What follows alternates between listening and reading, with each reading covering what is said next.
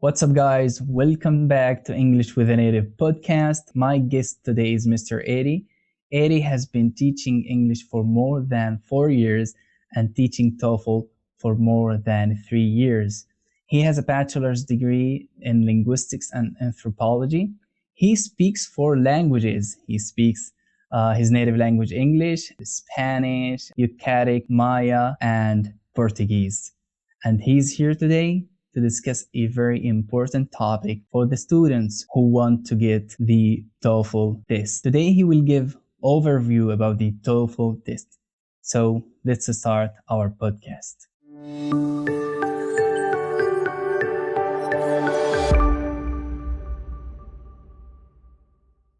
How are you, Mr. Eddie? Yeah, I'm good. Everything's going pretty well. Yeah, it's a great honor to have you. Yeah, I'm happy I could be here. So, what questions do you have for me?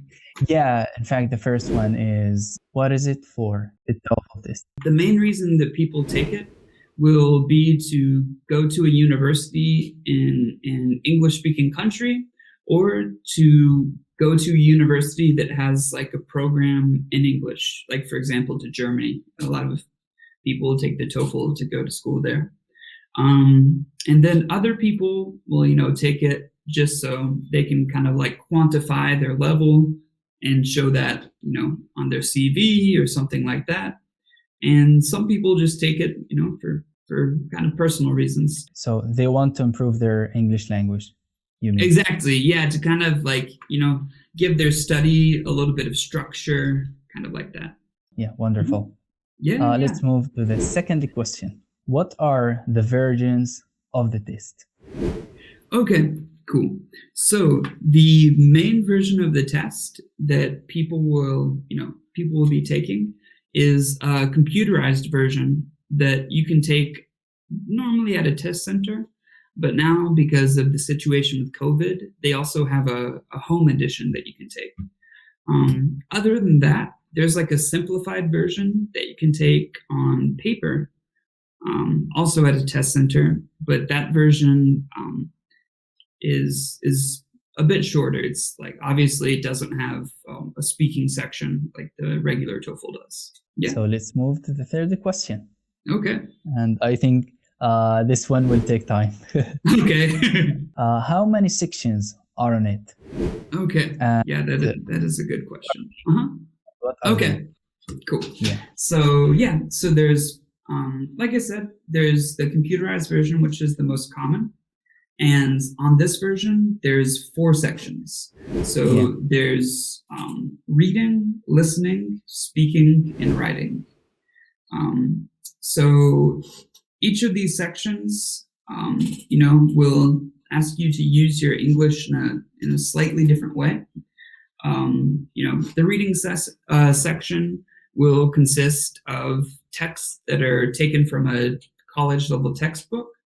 And, you have to read the text and then just answer comprehension questions and other questions just to test your English.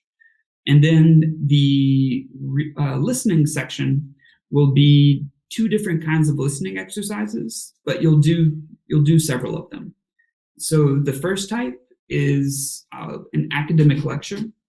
You listen to a lecture that's about 3 minutes long, and it can be about any academic topic. It could be biology, psychology, business, really anything you can imagine. And the other one will be a conversation between a student and some kind of staff member at a university, maybe a librarian, a counselor, a teacher, something like that. And they'll usually be, asking them to like clarify a project or to get information about something happening at the school. And after you listen to that, you'll, answer questions about what their conversation was about, maybe what the person was really trying to say when they said a certain phrase, even if they didn't say it directly, things like that. The speaking section will consist of 4 questions. So the first question is, short and simple. It will just ask you to choose one side of an issue, or like, say your opinion about something. Like, for example, do you prefer to live in a big city or a small town? The second question will be, and actually I should mention, the speaking section is subdivided into two smaller sections. So the independent, which is the first question I just mentioned, and the integrated, which will be the other three.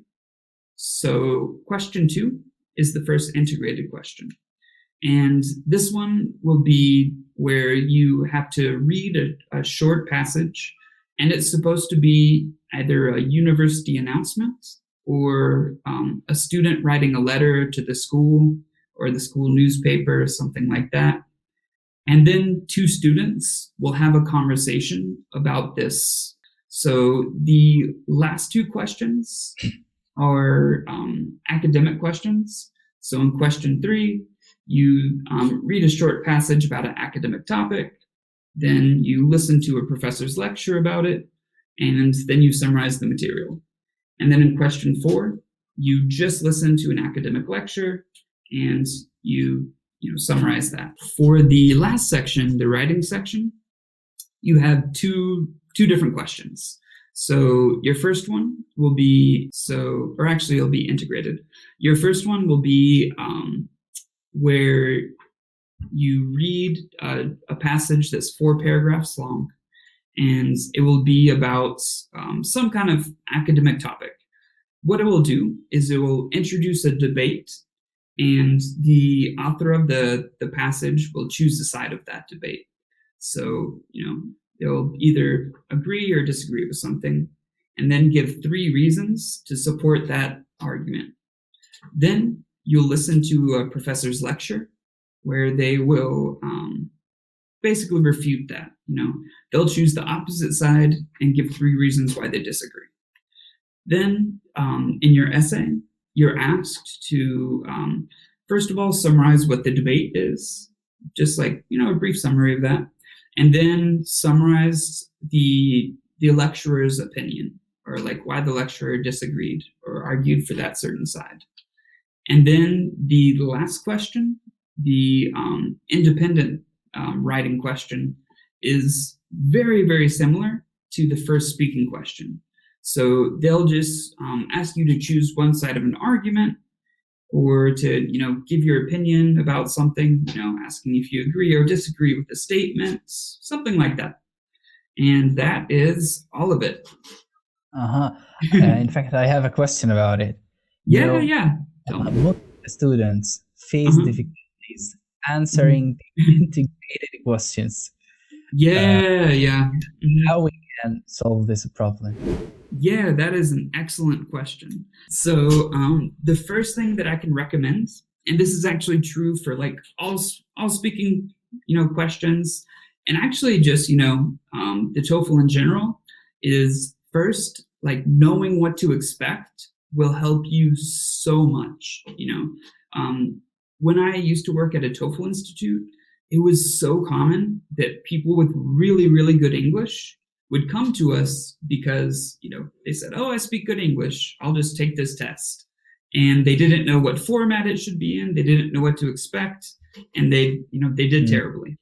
So the first thing I recommend is like knowing what each question is, what it consists of, knowing, what kind of questions they'll ask you, and also knowing what format your answer should be in. So just to give you, a good example. So the second question on the speaking section, which is the first integrated question, there's a reading and a listening, and then you summarize the information.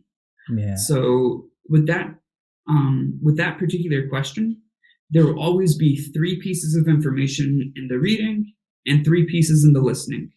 So in the reading, it will always be, for example, if it's a university announcement, they'll say, what they're announcing, and then 2 reasons for that. So there will always, always, always be 2 reasons to support this announcement, this policy change, whatever it is. Then in the listening, the student will agree or disagree. That will always be the first thing they say. I agree or I disagree with this, in so many words. And then they'll, give their 2 reasons for why they agree or disagree with this. Knowing what to expect, how it's formatted, can save you a lot of trouble on the integrated section. And it's the same with the writing. There will be 3 arguments for each side. Yeah, wonderful. That's very nice. Okay. What is the score system, and what is it? Yeah. That is an excellent question. Yeah. So the overall score is 120. 120 is like an incredible score. I've actually, I've had students get close, but I've never had anyone get 120. So the score that you need really depends on, what program you're applying for. For example, for, the average university in the US, if you're just applying as an undergraduate, they'll, require maybe like 75, 80, like 90 if it's like a really, really top tier school. But, usually like 75, 80, 85 in that range. And that's just like, being a proficient English speaker. It's not being like super fluent or anything like that. So in general, anything below a 70 shows that you have some, real problems with your English. For like the average, person that I talk to that's taking English classes, usually they're about like in, 80. The really good students will be a 90 and above. And then as far as like how the scoring works, as I said, it's 120 and there's 4 sections on the test. So you can imagine, they split that 4 ways evenly. And they use, rubrics or like, little scoring cards for each of the sections, which you can find on the ETS website. They say like specifically what they use. For example, in the speaking section, they grade holistically. So not just like, did you use, proper grammar? Not just, did you use good vocabulary? They look at everything, like, did you sound natural? Were there a lot of pauses? Mm-hmm. Did you use proper grammar? So a lot of different things. But in general, they're just trying to see if it sounded natural. And that's actually one thing I really want to point out, a really important tip for the TOEFL.